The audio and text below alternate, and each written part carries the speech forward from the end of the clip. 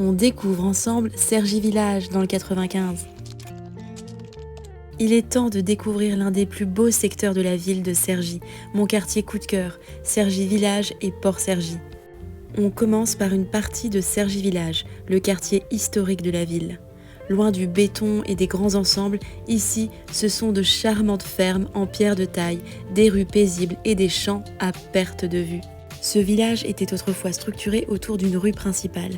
Au sud, elle se divisait en 2 routes, l'une en direction de Neuville-sur-Oise, l'autre vers Éragny, en traversant le bois de Cergy. Au nord, la route longeait l'Oise vers les hameaux de Menandon et de Jancy. Le reste du territoire n'était alors que champs et bois. Bref, un cadre bucolique qui a su conserver son authenticité.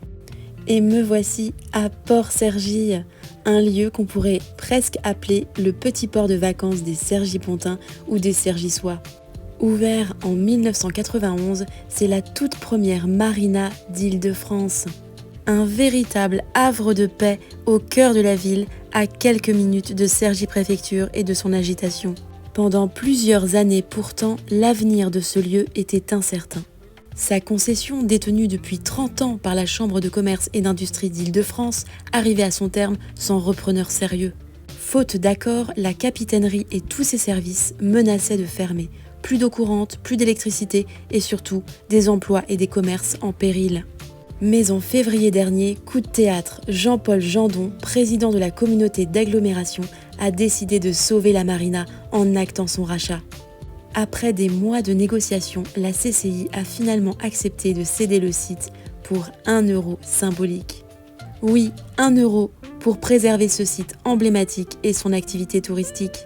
Une somme symbolique à laquelle s'ajoute le rachat d'une parcelle de 9000 m², située juste en face, pour 2700 €. Aujourd'hui, Port Cergy compte 60 haneaux et une 50aine de bateaux stationnés. Pour certains habitants, c'est même leur lieu de vie à l'année.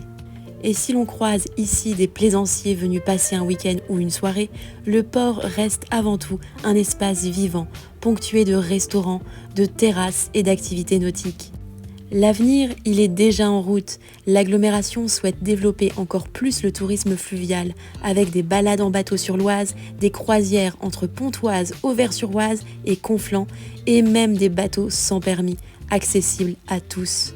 En somme, ce petit coin de Cergy a encore de belles pages à écrire. Un lieu où il flotte toute l'année un parfum de vacances.